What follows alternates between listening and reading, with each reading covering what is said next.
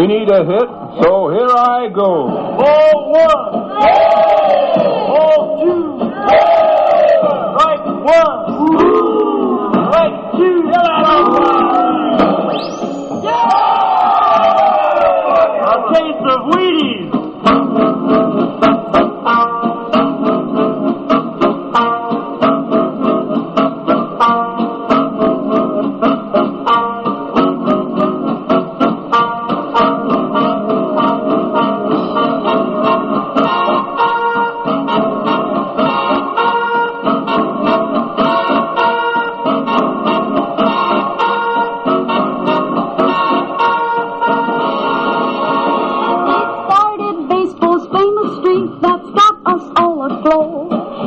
Just a man and not a freak, Joltin Joe Dimaggio.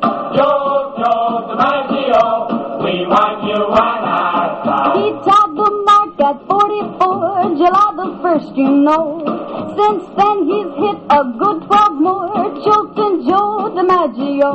Joe Dimaggio, we want you on our side. From coast to coast, that's all you'll hear of Joe, the one-man show. He's glorified the horse-hide sphere, Joltin Joe Dimaggio. Joe Dimaggio, we want you on our side. He'll live in baseball's Hall of Fame. He got there blow by blow. Our kids will tell their kids his name, Joltin Joe Dimaggio. We dream of Joey with the light from back. Joe Dimaggio, we want you on our side.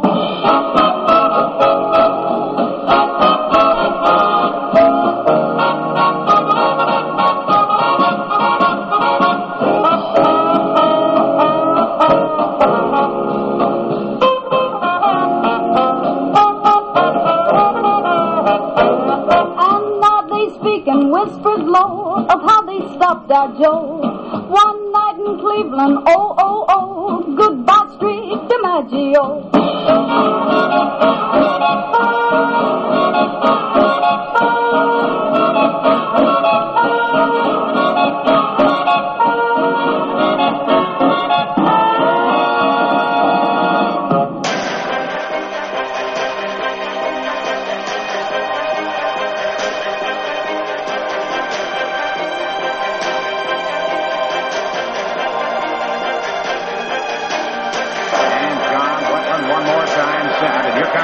Two pitch to Edgar Martinez down. The fastball swung on, hit the deep center field. Bunny Williams goes back. Get off the run, brother. Buster this time, Grandma. Get in the stretch, go loving. And the fielders lead it. And the six. I don't believe it.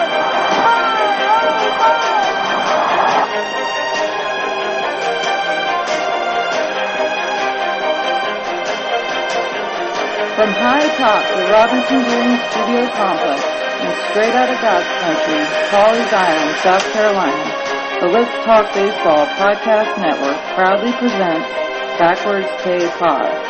And now, here's the host of the show, Jake Robinson. Good moment, baseball universe. What is up? What's cracking? Once again, back is the incredible, the pod animal, Jake the Snake Robinson from the Let's Talk Baseball Podcast Network, a.k.a. Half Man, Half Podcast Machine, back in the Captain Kirk chair, shields down, photons up, prepare to engage on this week's digital audio program that I call Backwards K Pod, where we collect ball players and their stories. What's juicy, my freakishly freaky seamhead audience? I'm happy to welcome all of you in this week for the very last show of the 2022 year. And I know, I say it every week, but I really want to give the audience a round of applause for helping me make this passion project come to life. I mean, without you guys, without you good brothers and sisters, I'm just like this corny old dude on a microphone talking to himself. So, thank you from the bottom of my black soul. And with this being the last show of the 2022 season, I thought it would be kind of cool to share with the audience some of those behind-the-scenes metrics of BKP from the past 12 months. First and foremost, Backwards K-Pod has a very good international fandom. It's been downloaded in 23 countries worldwide this year. Not just, baseball powerhouse countries like the Dominican Republic, Japan, Puerto Rico, Australia, Venezuela, South Korea, and Mexico, but also like these non-traditional baseball countries like India, Belgium, Nigeria, France, Russia, the UK, and Saudi Arabia, just to name a few. And here, let me pull back the curtain even further and give you a little peek on what's really been going on here the past 12 months. And right now, the numbers are down a smidge right now, but I expected that. It's, last year this time it was really slow, and there was some work stoppage going on last year. Plus, you got, the king of American sports, football. It's going into the playoff stretch right now. You got NBA, college hoops. They're doing their thing. So, right now, they're down a little bit, but I expected that. They're down, but they're still very good. And I just want to give some transparency to the audience, because you make up the success, or, you deem the future of this show. So I'm going to get real transparent with you, and I ain't scared. 1 second. Now, in the past year, I've been downloaded in every state except for 4, which, it makes me laugh and horrified at the same time. Those states are South Dakota, Wyoming, Utah, and Alaska. Although I do know for a fact that I have people from Alaska who enjoy this show, but they just live somewhere else now. So, yeah, full transparency, the show has never been played in those 4 states, which, folks, I'm going to admit, it kind of makes sense for those 4 in particular, and a part of me can laugh that off, but my ego is having a hard time with it, as I've literally become obsessed with those 4 fucking states. And if any of you Sheem heads know someone in South Dakota, Wyoming, Utah, Alaska, please share this pod with them. My God. I mean, really. It's like a scab that I've been picking at for the last week since I saw these numbers. I want those states by the end of next year. Now, the top 5 states in downloads are as follows. My home state, Maryland, number 5. Thank you. Thank you so much. And California is like right behind them. So you got 6, California, 5, Maryland. Florida, number 4, coming through strong for me all the time. Pennsylvania comes in at number 3, which they've always supported me in my endeavors since day one. And I have genuine friends until I die from there. So, thank you. Thank you. Thank you. Number 2 is Illinois, which I told you. Me and the city of Chicago, we're kindred souls, baby. I don't know what it is, but since the beginning of my show, Illinois and the Chi have taken to me, and I love that town. Thank you. Thank you, Illinois. My God, the love. I'd be tempted to move there if the right radio gig came around. I'm just saying.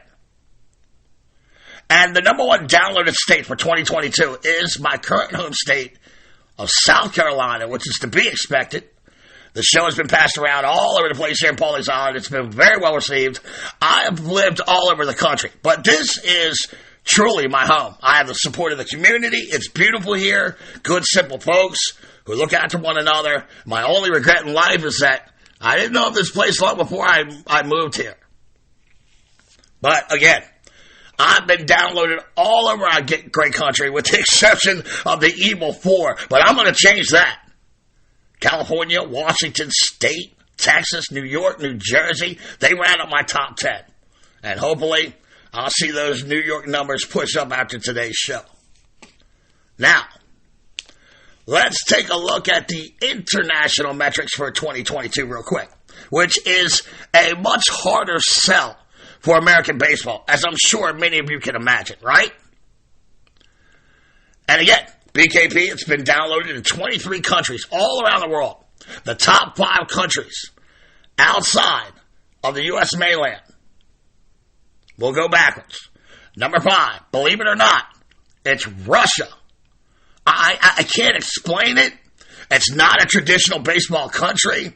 Also, aren't they at war or something? But look, someone in that country is listening regularly to Backwards K-Pod. My thoughts, I don't know. Maybe it's an American doing something over there he probably shouldn't be doing, but the numbers don't lie. Someone is listening regularly in Russia. Maybe it's Putin. You never know. The fourth most downloads internationally. It goes to the United Kingdom. Again, not a traditional power, but it kind of makes sense. I got my boy Mark Zolguile over there. You may remember Mark from the Vince Scully tribute show, which we did together.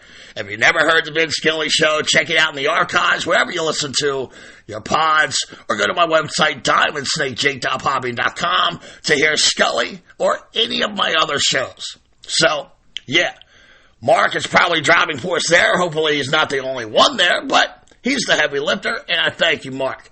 You're a good fan. You're a good fan, and, you've been even a better friend through the years to me. Coming in at number 3 is Australia. And look, I got my great friend Leo Jane that lives over there. And I know he's as diehard on this show as anyone. But my boy, he only lives in the Victoria area of Australia. I got listeners all over Australia, Western Australia, South Australia, Queensland, New South Wales. I've covered over 95% of that content in downloads. Amazing. Thank you, Australia, so much for your support. Man, it's just humbling, folks. At number 2 is Puerto Rico. Again, I got superfan Ozzy Cruz down there, but the whole island has downloads. It's absolutely amazing and humbling.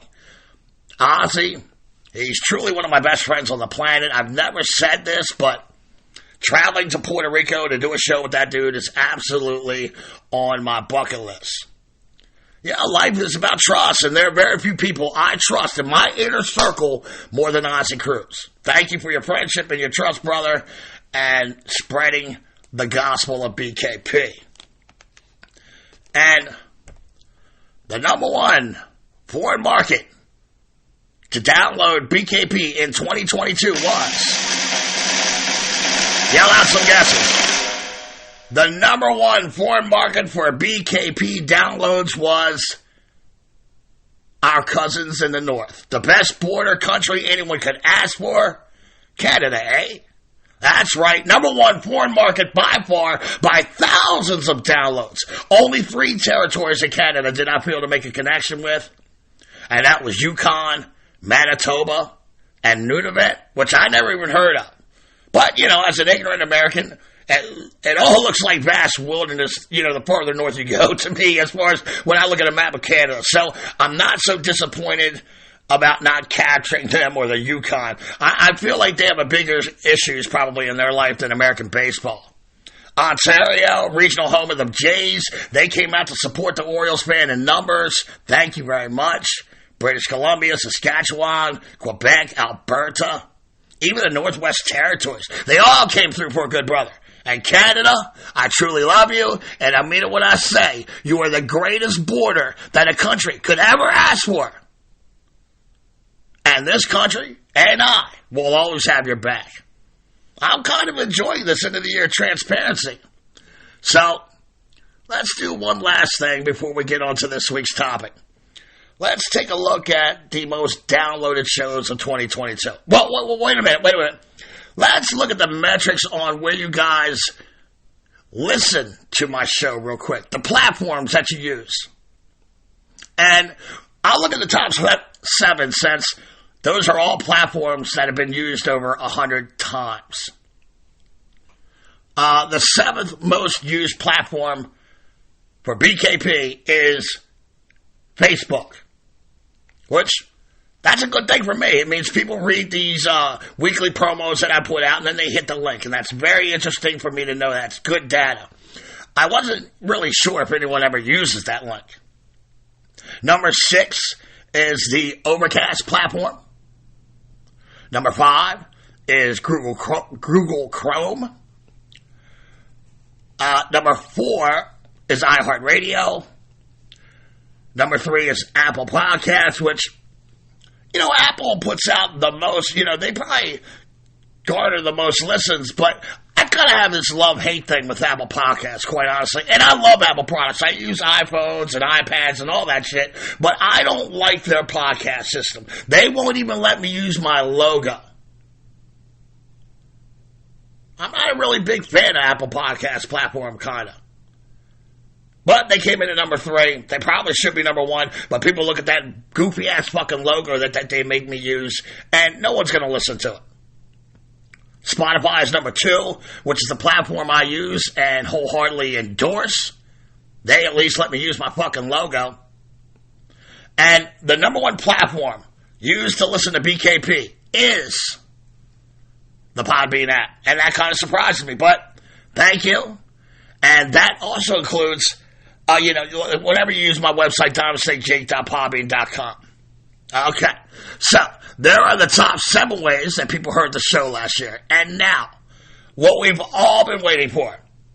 The 10 most downloaded shows of 2022. Now, keep in mind that shows early in the year, they got more chances to be downloaded. It doesn't necessarily mean that these are the best shows. I expect last week's show on Bob Uecker, which is doing really well, I expect that show to be towards the top at the end of 2023, considering the trajectory that it's on right now. So, again, not necessarily the best shows, but they're the most downloaded, even though they are strong shows. And these, ladies and gentlemen, are the most downloaded BKP shows of the year. The 10th most downloaded show of 2022 was Dodger Stadium. And that's one of my favorites. And it's got an incredible backstory of sadness and the engineering marvel, of carving a fucking stadium out of a mountain. I mean, it's unbelievable what went into making Dodger Stadium. That comes in at number 10. At number 9, This Week in Baseball with Mel Allen. A look at that, the historic baseball show of the 1980s and 1990s. That is number 9. The number 8 most downloaded show is Wrigley Field. And there's a lot of history there. Chicago's always coming through for me. They come in at number 8. Number 7, Fenway Park. One of my favorite shows. I mean, I learned so much about baseball and Boston during that one.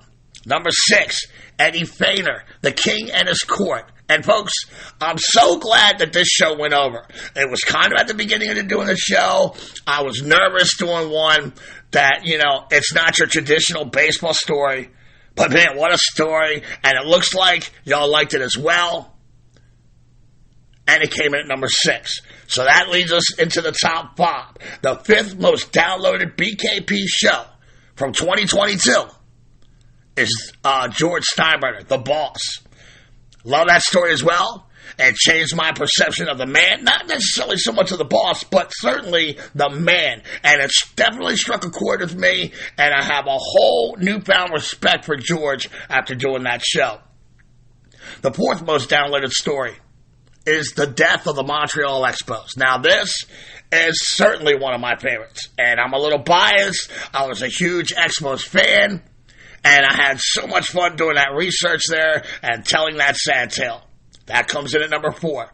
The 3rd most downloaded show is The Big Red Machine. And folks, The Big Red Machine, it came out like a machine. It's by far the most listened to show in the first 24 hours after its release. By far. People love that team. And apparently, they love that show.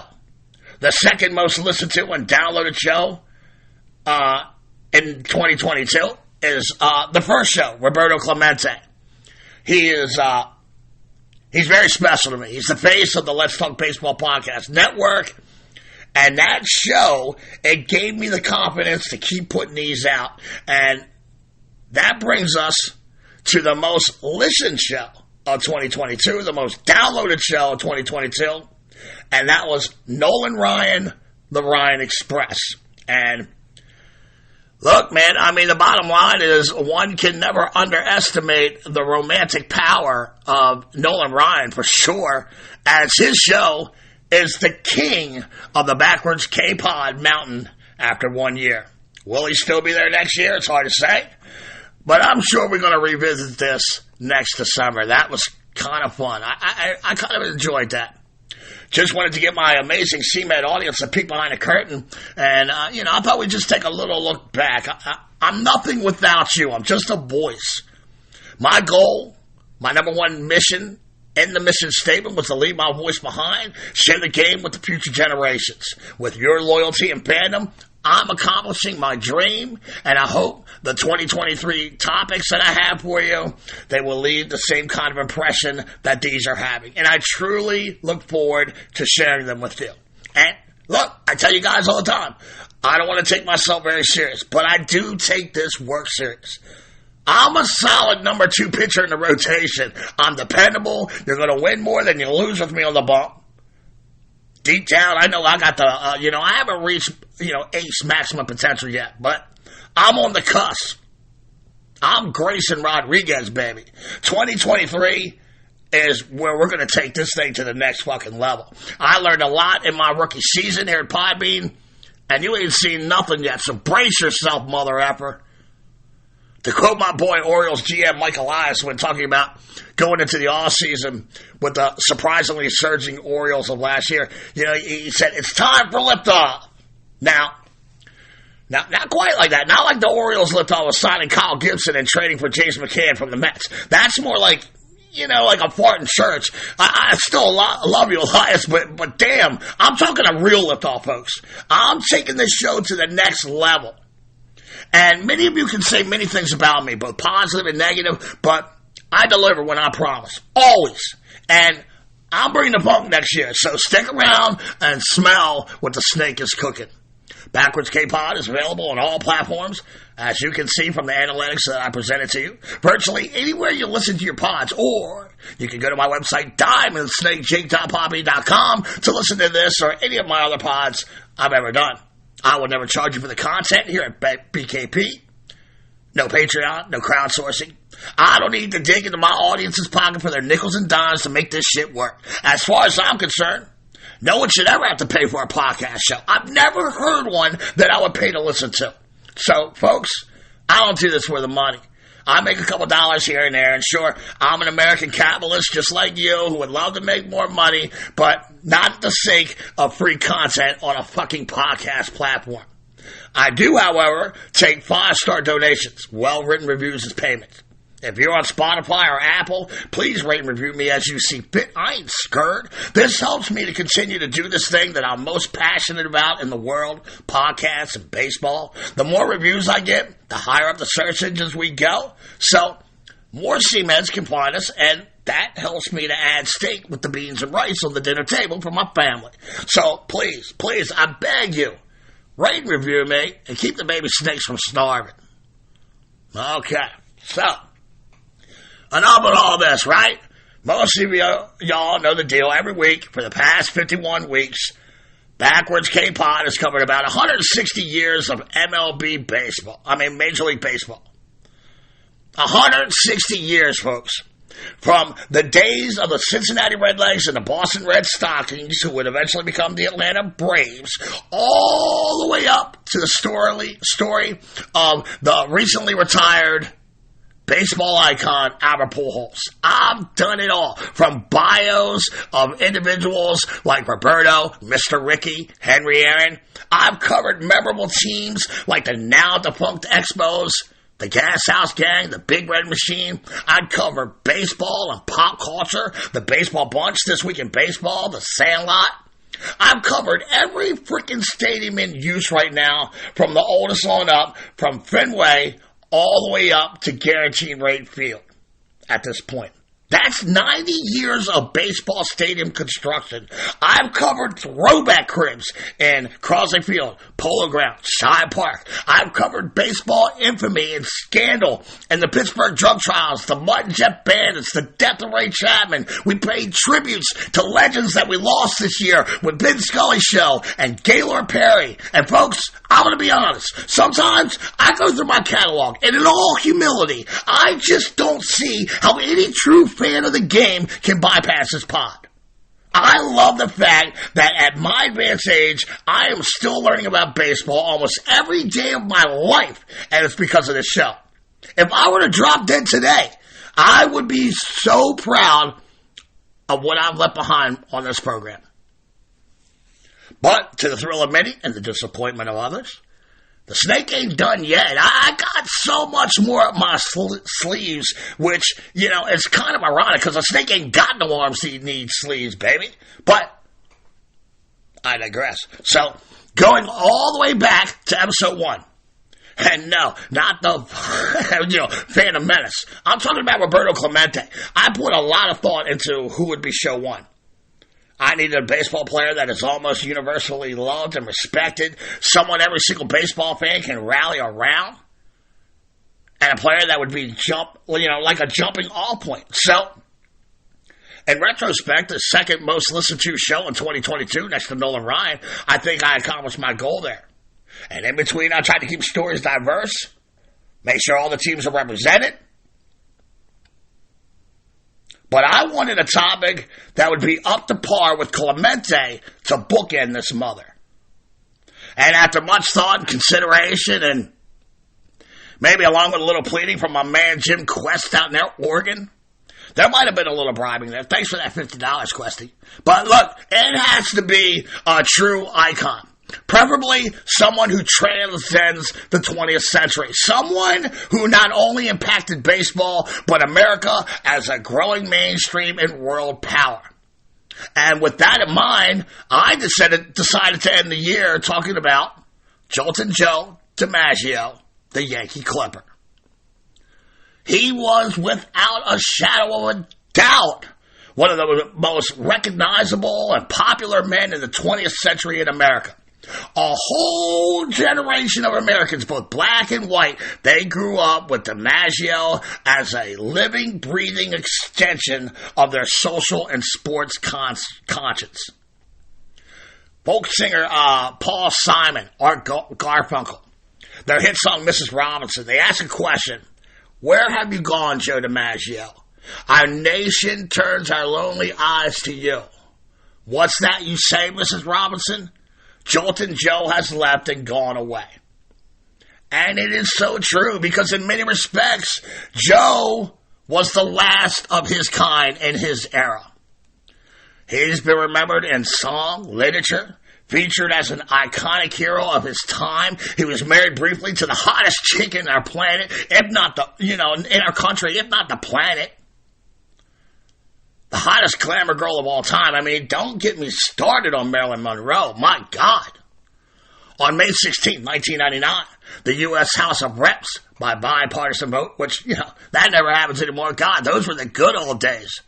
Well, they passed a resolution honoring Joe for his storied baseball career, for his many, many contributions to the country throughout his life, and for transcending baseball and becoming a symbol of talent, commitment, and achievement. But first and foremost, before Maryland and, Congress honoring him, first and foremost, Joe Dimaggio was about baseball to his core. Herb Cain from his hometown newspaper, the San Francisco Chronicle, they once wrote that baseball isn't about statistics.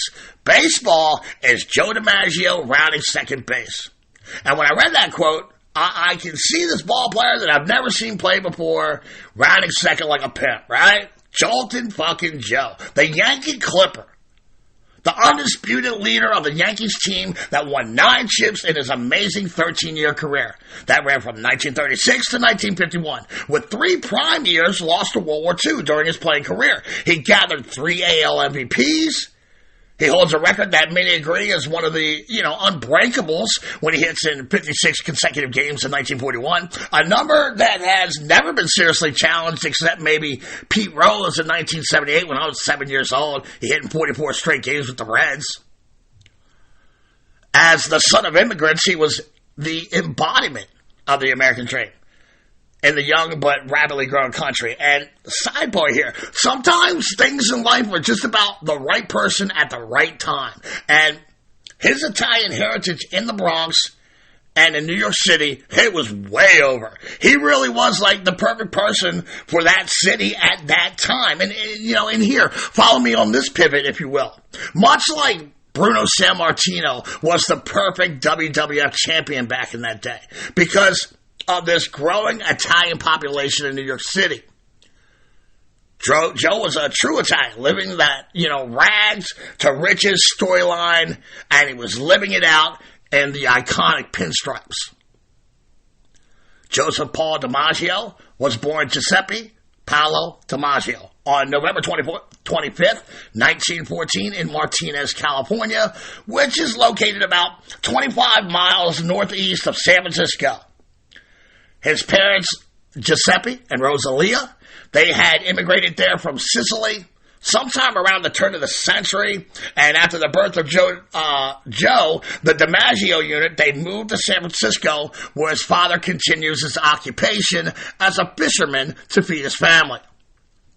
And Joe was the 8th of 9 Dimaggio siblings, and he was one of 5 sons. 2 of his brothers, Vince and Dominic, they would go on to play in the major leagues. Joe had no interest whatsoever in joining the other 2 brothers in the family tradition of being a fisherman. Instead, Joe would spend his summer days playing for several amateur and semi-pro teams in the baseball-rich San Francisco. And another sidebar here, Joe and his father, they had a strained relationship in Joe's teenage years, and his father was this proud Italian immigrant. He had a hard time understanding baseball. To him, it was just a frivolous game, and there was a lot of friction between the 2. And Joe emphatically told him that he would never be a fisherman. There was something else for him in the world. And his father, being this immigrant, he just didn't understand it. He wasn't fully ingratiated quite yet into the American concept. Joe's a young kid. He's going to American schools. He's learning to speak English. Joe's ingratiated. And he decides, I ain't going to be no fisherman, whether you like it or not. His 19-year-old brother, Vince, who at that time was playing for the San Francisco Seals in the legendary Pacific Coast League, he would convince Seals manager Ike Cavany to give his 17-year-old brother a chance when the shortstop went down with an injury for the rest of the 1932 season. Joe played in the final 3 games of that season, and the team signed him to a $225 a month contract for the 1933 season.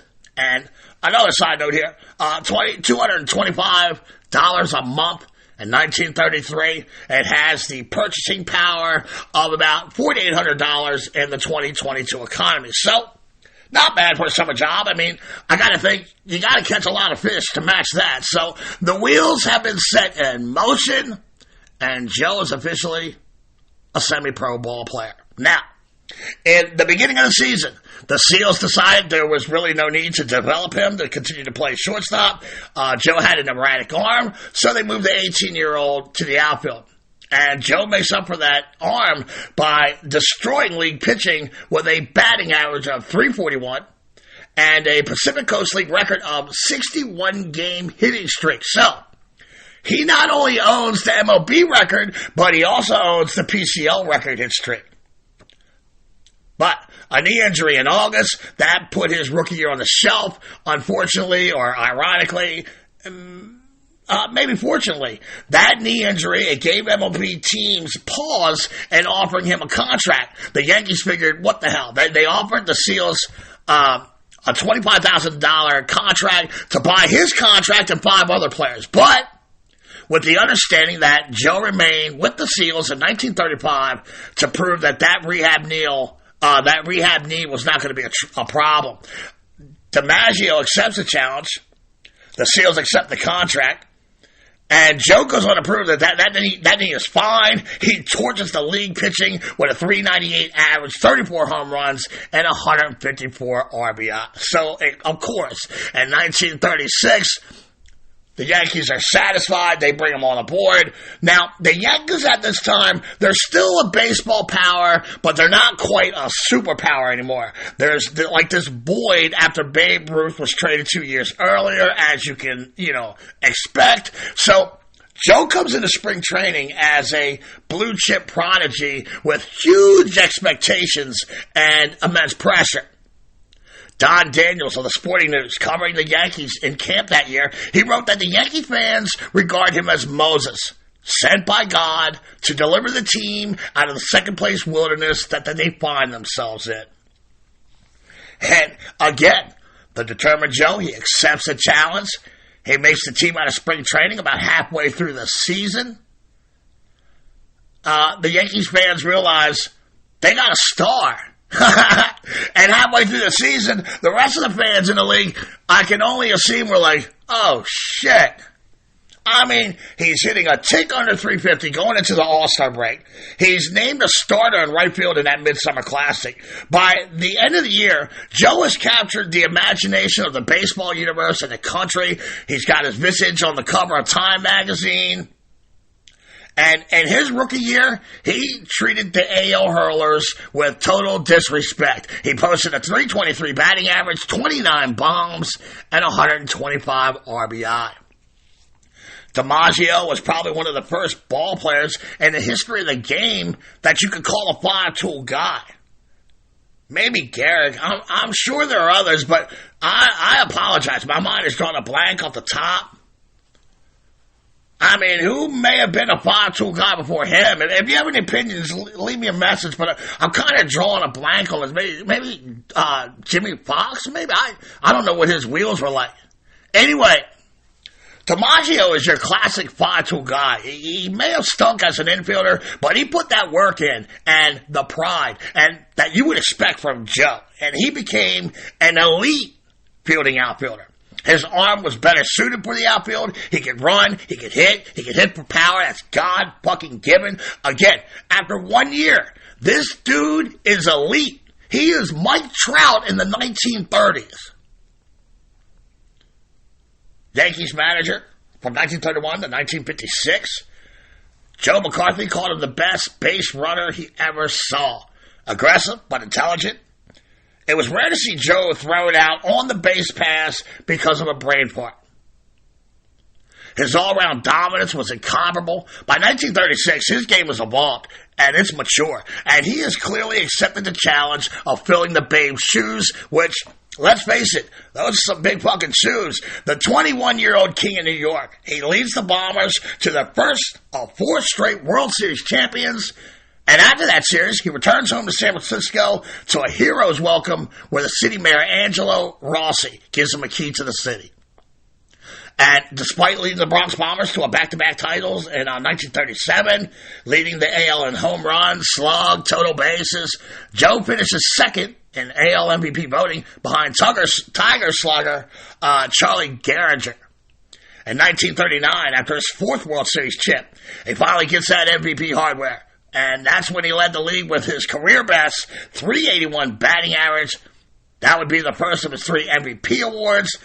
And following his stellar year that year, he marries 21-year-old Dorothy Arnold, a singer/dancer actress he met on the set of the movie The Manhattan Merry-Go-Round, where, he had like a bit part in the flick. After winning a 2nd consecutive batting title in 1940, the Yankees Clipper star has shined even brighter. In 41, Joe sets one of the game's big boy records as the eyes of the nation are on him when he hits in 56 straight games. On May 15th, day 1 of the streak, the Yankees are in 4th place, and Joe is struggling out of the gate. He's got a 194 average in 20 games. And Yankee fans are getting a little bit restless, right? It's a God-given right to win World Series, and everybody better perform. A month later, June 17th, Dimaggio, 30th straight hit.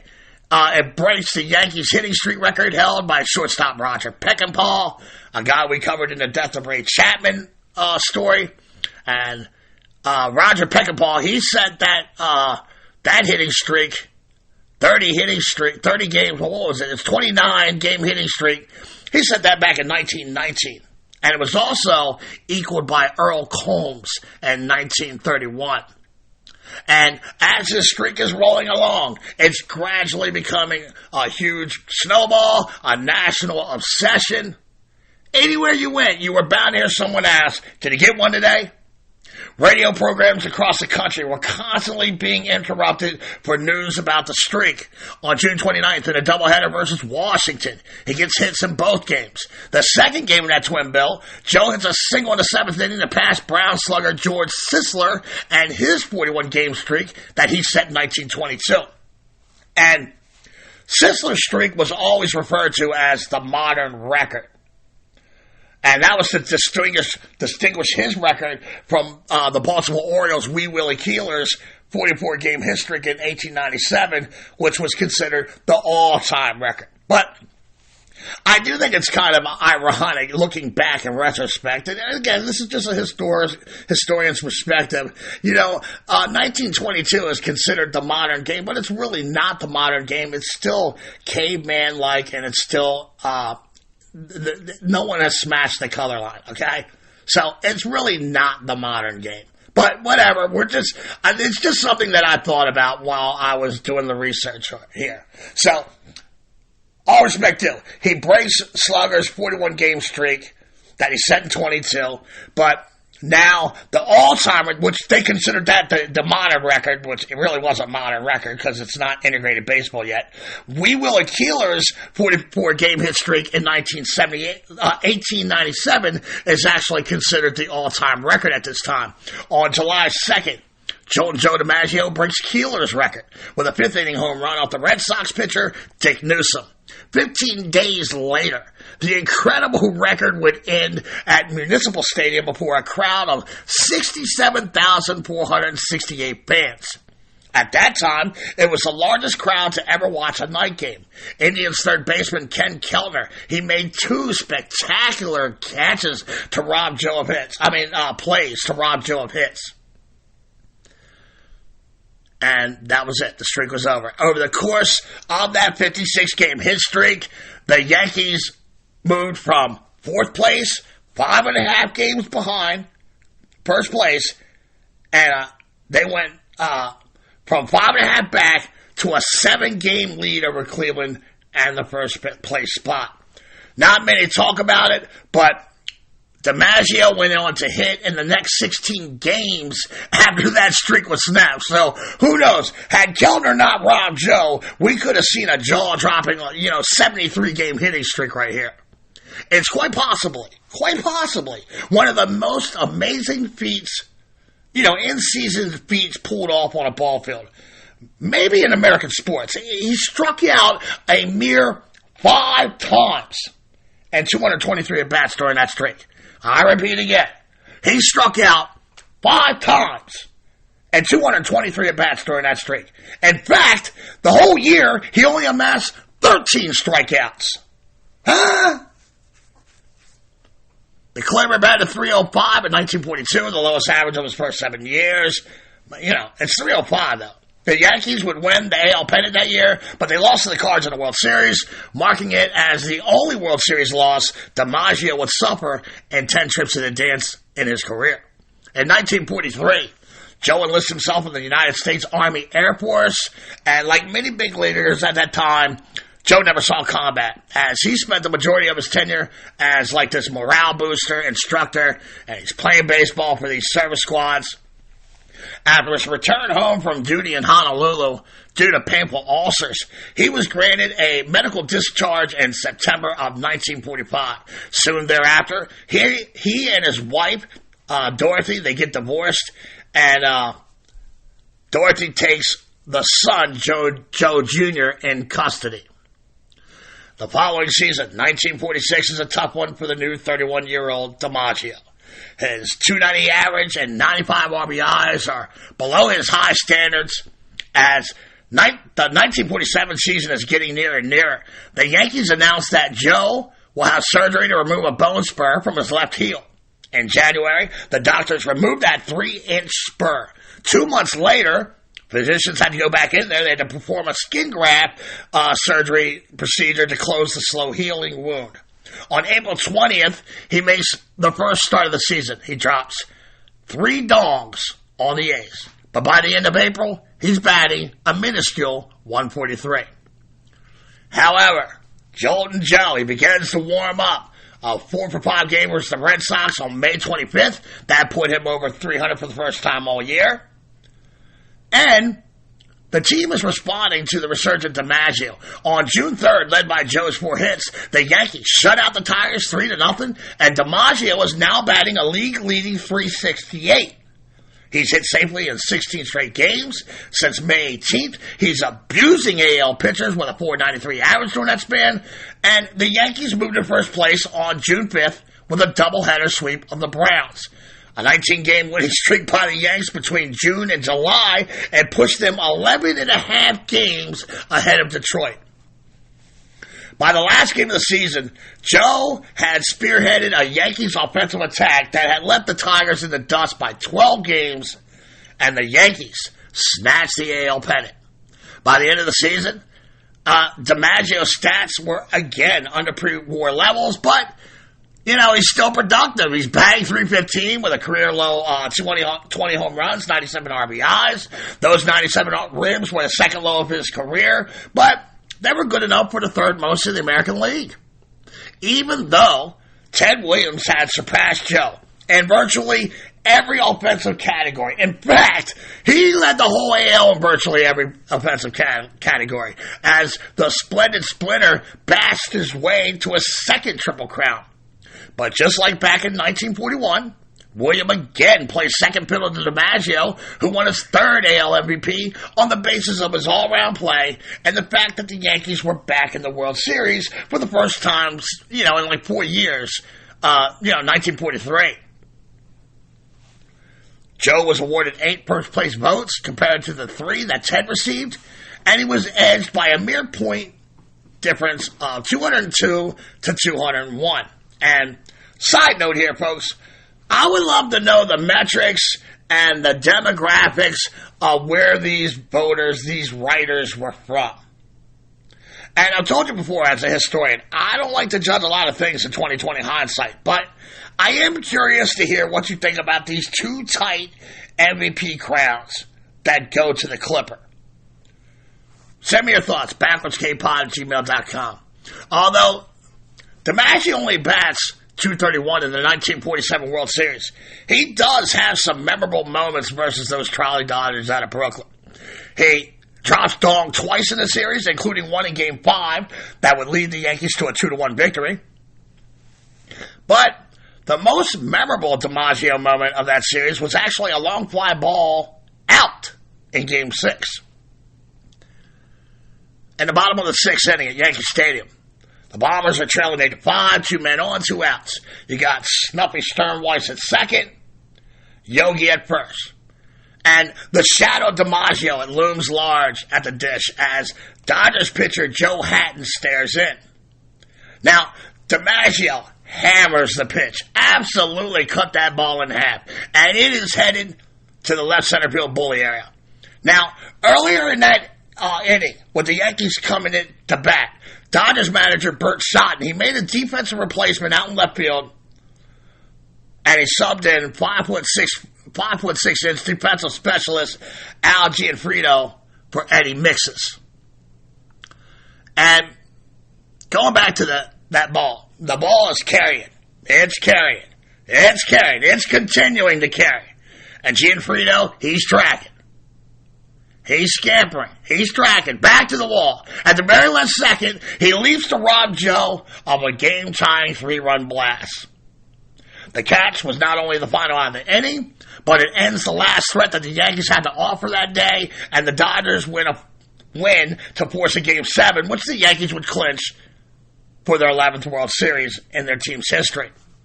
But most of the buzz inside Yankee Stadium was the reaction that Joe elicited after that blast and robbery by Gianfrido when he angrily kicked at the dirt as he was headed into second base. And it was so out of the norm for this almost always stoic ball player.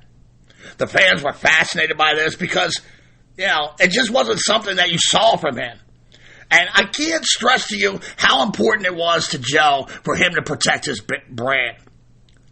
Well, that and his competitive type A personality. He was a man driven by self-pride and the athletic challenge of perfection. If Dimaggio made an error out in center field, the Yankees fans would cheer because it was something so rarely seen. He was a good-looking man who was a symbol of his times, a time when men wore hats and a tie. The only difference is Joe's suits were tailored perfectly to his athletic physique. Again, everything is perfect At least that is the public perception that he's putting out there.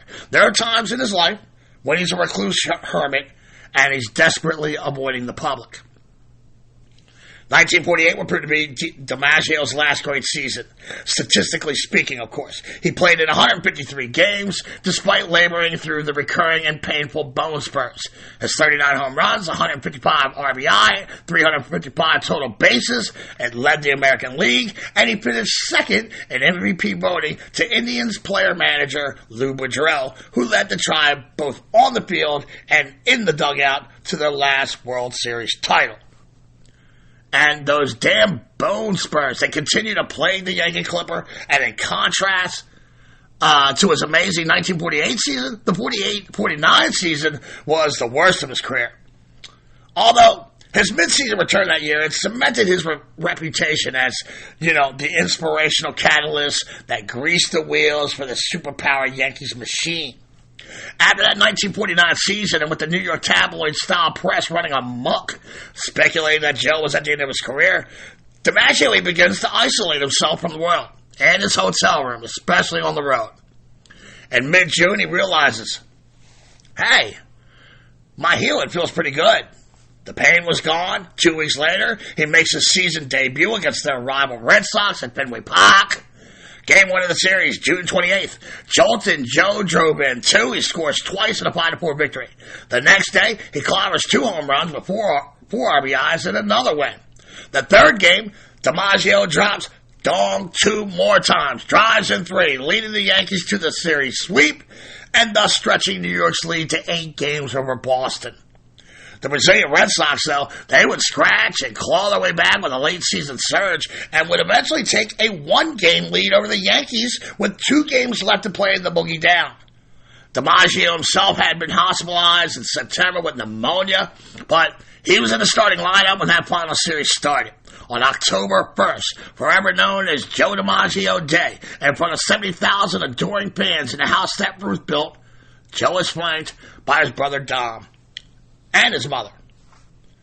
And the Yankees organization, they laud him with special, gifts and finally, speeches and gifts. And at the end of the ceremony, Dimaggio has like his Lou Gehrig, luckiest man in the world moment when he ends his speech with, I want to thank the good Lord for making me a Yankee.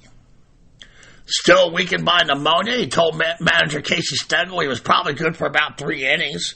Instead, he plays the whole game with the Yankees trailing 4-0.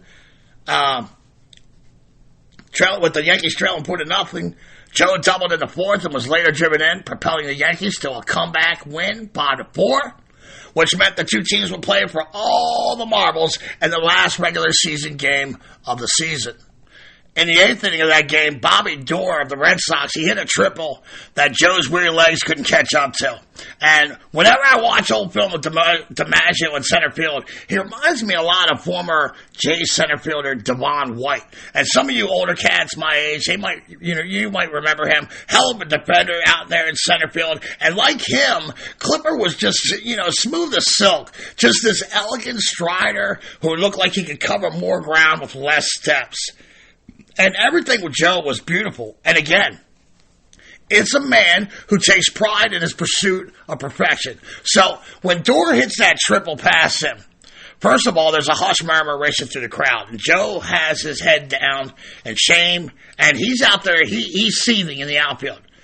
And he's drained of his energy. And he's realizing that he's a detriment to the team. The prideful, stoic ball player, he lowers his head. And with no prompting, he ran it from the outfield straight to the dugout.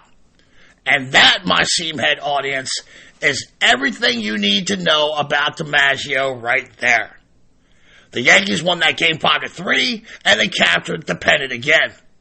The Yankee Clipper played in 139 games in 1950. He hit .301 with 32 home runs and 122 RBI. He led the league with a .583 slug. In 51, Father Time and injuries have finally caught up to Joe. It's like the great line in Moneyball where the scout tells Billy Bean, and, I'm paraphrasing here, every player has a shelf life, and the game will tell all ball players when your time is done. Maybe tomorrow, maybe 20 years from now, but the game will tell you when it's over. And for me, that's one of the truest lines in all of baseball movies. The game told all of us in the CMED audience when it was over, and if it hasn't yet, eventually it will. And the game was telling Joe, it's over. On December 11th, 1951, after a season that saw him hit .263 with 12 home runs, the 36-year-old Yankee Clipper called it a career, saying, if I can't do it right, I don't want to play anymore. In 6 years, the 6 years that he played after serving in the U.S. military, Joe was still the leader and conscience of those dynastic Yankee teams that won the World Series for his final 3 seasons. And even though he won those 2 MVPs in 47 and 48, overall, his post-war numbers were not up to his standards as compared to before the war. And the bottom line is, it bothered Joe. Teammate Phil Rizzuto, Scooter, he once said, after the war, Joe was older, and he had those recurring bone spurs, and baseball just wasn't as much fun for Joe anymore. And he said he noticed that when he came back from military duty. Given the relative brevity of his career, Joe's numbers may not have the gaudy numbers of many of his contemporaries who played the game, but that was just a microcosm of Dimaggio, the ball player, yet you had to see him on film to get it. It wasn't just about his sick-ass numbers in a short career. It's how he did it. Quite frankly, it's how he looked doing it.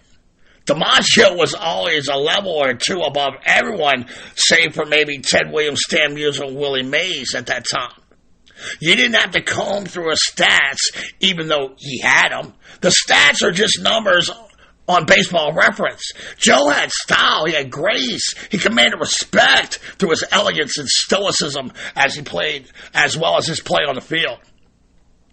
Dimaggio was a really controlled and measured person in public. He was very unflappable. He always had his emotions in check. It's what the Italians call sprezzatura. The ability to make all this shit look easy. He had an almost imperial presence about him. Like, instead of a ball player, maybe this dude is actually royalty in some way.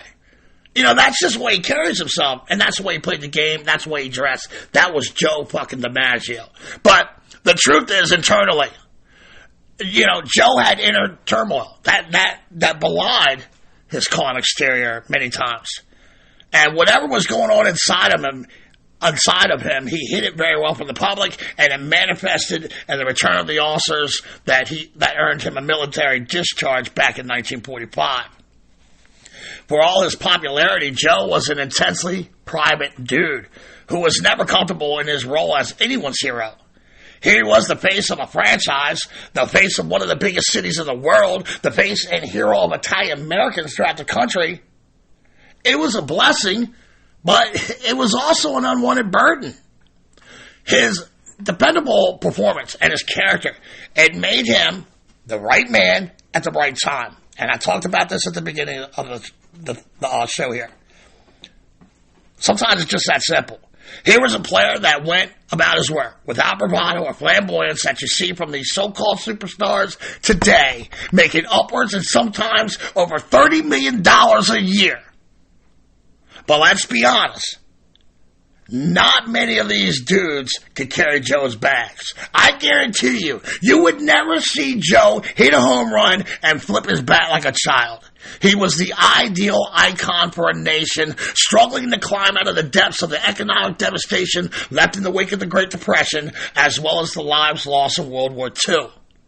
In the world of today, now I call it the look at me generation. Me. Look at me. I'm going to pound my chest for the slow-mo highlights later on ESPN. Ain't I special? Dimaggio understood his role as a public figure. He did his best to live up to that image. Of course, no one is perfect in this world. We're all flawed in our own ways, and I'll get into that a little bit, but his grace and style on the field, it translated well off the field, as well as, with his tailored suits. He was this quiet model of elegance. And look, I'm just going to come right out of it, with it. Joe was a really good-looking man. as a man comfortable living in my own skin and sexuality, he's a dapper, smooth-ass pimp, and he's quite the coxman, as the women were crazy for him. And sidebar, a friend of mine, Questy, out there in Oregon, we talked about him earlier. We had this debate a couple days ago on who was the biggest coxman in New York City as a New York Yankee during their career. Was it Joe, Mickey, or Jeter? And yeah, that was a crazy conversation, but that's another story for another pod. But yeah, that was some spirited banter, though. And look, it was well thought out, as by the end we agreed on the order. What do you guys think?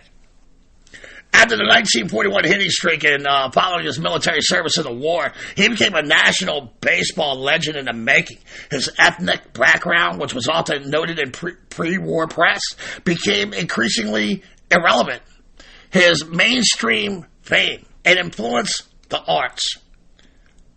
Beautiful paintings of him throughout the years, and the Rodgers and Hammerstein Broadway musical South Pacific. The sailors sing of a character, Bloody Mary, who has skin as tender as Dimaggio's glove. In Ernest Hemingway's classic novel, The Old Man in the Sea, the main protagonist, Santiago, he opines on how he must meet the moment and be worthy of his idol, Joe Dimaggio. And I told you earlier about the Paul Simon hit single from 1967, Mrs. Robinson. Unlike many stars who eventually burn out in the novas, Joe enjoyed a resurgence of his fame and adulation in his post-career. His legend and mystique was enhanced when he began dating and courting the Hollywood glamour girl and sex symbol of her time, Marilyn Monroe. Joe was head over heels in love with Marilyn. After 3 years of courtship, the couple married in January of 1954. Unfortunately, the union of the power couple of the day, it lasted for only 9 months. Allegedly, Joe became overbearing, maybe even physical with his wife. I'm just giving you the research, the press. They protect the star athletes back then, but there have been reports through the years that suggest there was, physical domestic problems in that marriage. The truth is, though, Dimaggio adored his wife, but he naively seemed to expect Marilyn to become like this domesticated house cat. Sit at home, mom, have kids, cook and clean for Joe and the kids, go to PTA meetings. And honestly, Marilyn is in the prime of her career and artistic power. And look, she's type A too. She has dreams. She has ambitions. She has a career. Joe's career is done, but she is approaching her zenith in the cosmos. And all that traditional 1950s horseshit where the wife gets to have no say, control, or power over her ambitions.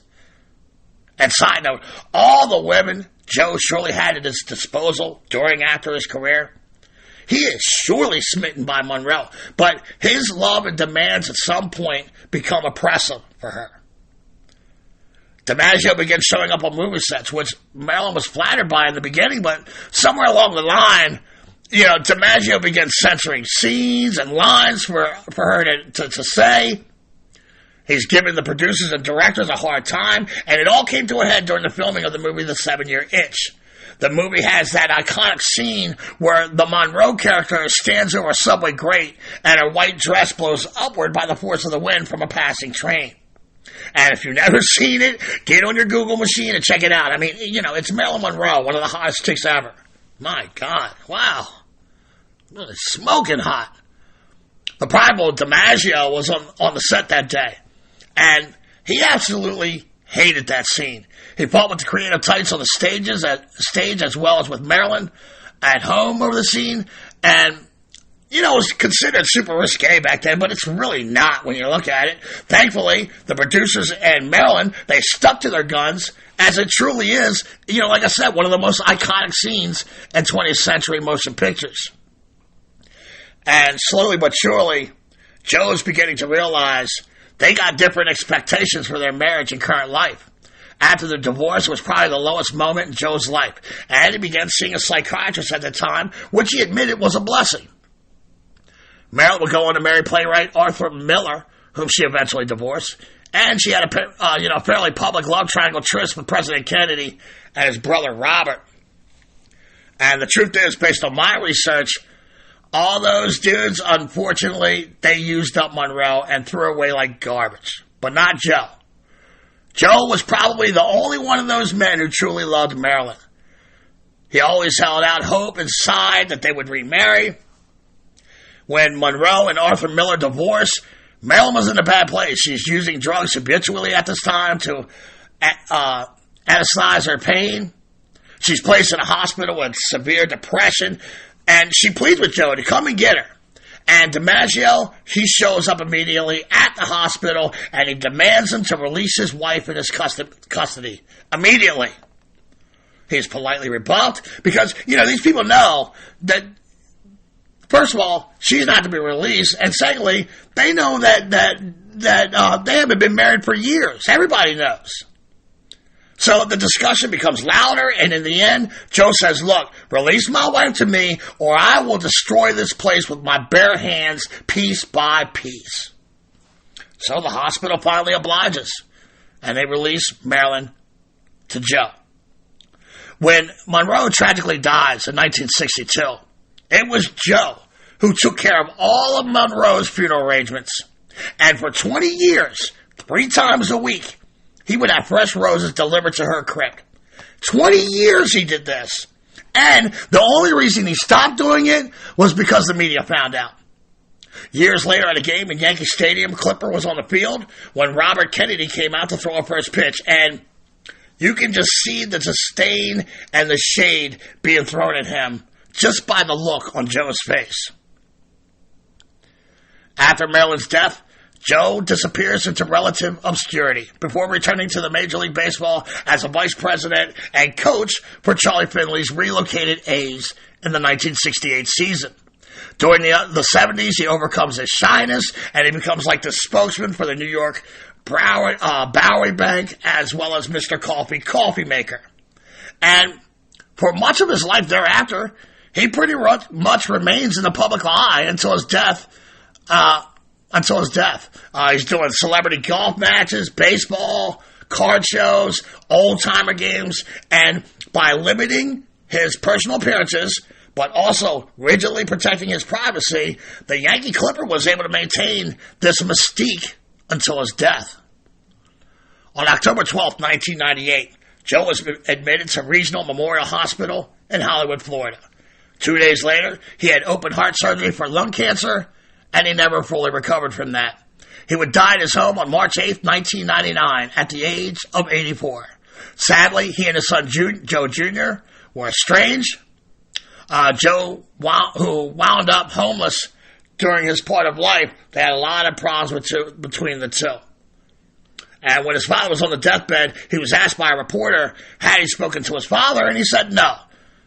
And when they asked him why, he said, well, when he wants me there, he'll let me know.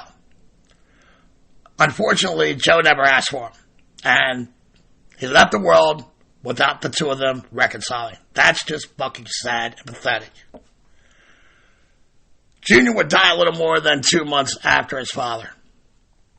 On April 25th, 1999, 2 months after his death, the Dimaggio Monument was unveiled in Yankee Stadium Monument Park, joining Lou Gehrig, Babe Ruth, Mickey Mantle, and Miller Huggins. The engraved inscription reads in part, a baseball legend, an American icon. The engraved inscription, it reads in part, a baseball legend and an American icon. So, where have you gone, Joe Dimaggio? It's a hard question. I guess to simply put it, nowhere, right? The era is long gone. But your memory, it remains in our American conscience. A stylish remembrance of a time when baseball was the undisputed king and America enjoyed unprecedented prosperity and growth. And folks, I think that's where I'm going to wrap this puppy up. All kinds of books, magazines, YouTube interviews, a rather extensive list of places to go to learn more about Joltin Joe. And before I bounce, let's take a look at those impressive Joe Dimaggio stats from his brilliant career. 3-time AL MVP, 13-year career, all with the Yankees, 9 World Series rings and 10 appearances. Only Yogi Berra has more rings with 10. He missed 3 prime years to military duty, 13 All-Star appearances, inducted into the National Baseball Hall of Fame with his 4th shot in 1955 with 88.8% of the vote. I'm having a hard time understanding why it took 4 times for Joe Dimaggio to get in the Hall of Fame, but I guess that's another story for another pod. The 4th time was the charm for Dimaggio. That amazes me. 4 times. That's ridiculous. 13-year career, all with the Yankees, 1,736 games, 7,672 plate appearances, 1,390 runs scored, 2,214 hits, 389 doubles, 131 triples, 361 home runs, 1,537 RBI, 30 stolen bases, 9 times caught, and one of my favorite DiMaggio stats, 790 walks, and only 369 strikeouts. He averaged 74 walks for every 162 games and only 34 strikeouts in that span. Folks, he averaged 1 strikeout almost every 20 at-bats. Right around 1 strikeout for, I think it was, here it is, 18.4 at-bats. Unbelievably great hand-eye coordination. 325, 398, 579 slash, 977 OPS, 3,948 total bases amassed in a 13-year career. He averaged 368 total bases a year, which is, among the all-time greats. A 155 OPS plus, which is ranked 25th all time, and it's tied with Hank Aaron, Willie Mays, and Mel Ott. So, there you have it, folks. We now have Joe Dimaggio and the collection. And with that being said, the first season of Backwards K-Pod is in the books. And I hope all of you had a great Christmas, great holiday, whatever you celebrate. I hope everything was great for you. And now we sit here in the dawn of a new year. I just want to thank you, the audience, for sharing your time with me the past 12 months. I'm honored to be your historian for all things baseball, and I'm ready to keep this shit moving. So everybody sit back, fasten your seatbelt as I prepare to hit hyperdrive in year 2023. Again, plenty of stuff with Joe Dimaggio out there to read up on, so by all means, check out the life of this amazing ball player. For such a short playing career, Joe accomplished a lot. And I found him to be a fantastic subject to study. You can find me on Facebook at the Let's Talk Baseball Podcast Network group page. Twitter, we're at back_K_podcast. Please subscribe to your my YouTube channel, Backwards K-Pod. Or you can email me at backwardskpod@gmail.com. And I think that's about it, you fucking seamhead freaks. Thank you for all your support. I can't wait to dip into the new year as the calendar for the new year has been mapped out. And the snake got a whole lot of goody good about to open up the nostrils for you next year.